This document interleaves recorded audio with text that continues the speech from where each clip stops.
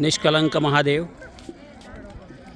कोळियाक म्हणून एक जागा आहे भावनगरपासून 30-35 किलोमीटरवर. याची अशी आख्यायिका आहे की पांडवांनी महाभारतामध्ये कौरवांना मारलं तर त्यामध्ये भावांचा वध झाला, भावांची हत्या झाली.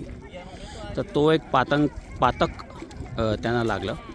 त्या पातकापासून मुक्त होण्यासाठी श्रीकृष्णाने त्यांना सांगितलं की तुम्ही एक कलंकित म्हणजे काळी ध्वजा घेऊन निघा आणि जिथे ती ध्वजा पांढरी होईल तिथे तुम्ही असं समजा की तुमचा कलंक मिटला म्हणून.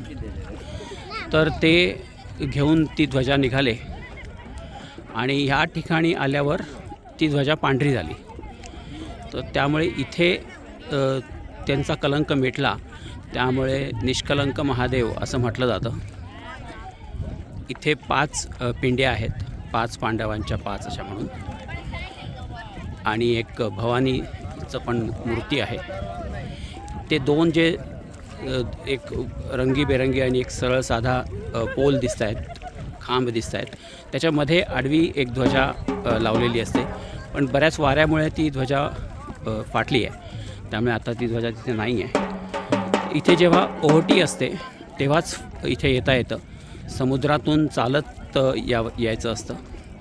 आणि आपण जर बघितलं की इकडे मागे हा समुद्र आहे, भावनगरचा किनारा हा असा समुद्र आहे आणि लोक असे चालत येत आहेत. ओहोटीच्या काळामध्ये चालत येण्यासारखं आहे ते.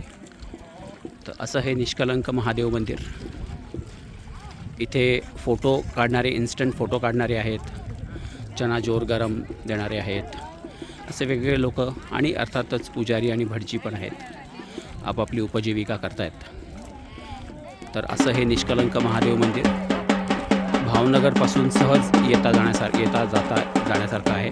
महत्त्वाची गोष्ट म्हणजे इथे त्याची ओहोटीची जी वेळ आहे ती साधून यावं लागतं आणि त्या वेळेमध्ये दर्शन घेऊन परत जायचं, जेणेकरून भरतीच्या पाण्यामध्ये आपण अडकणार नाही.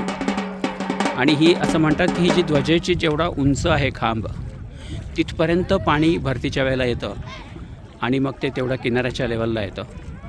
तर असं हा निष्कलंक महादेव मंदिर.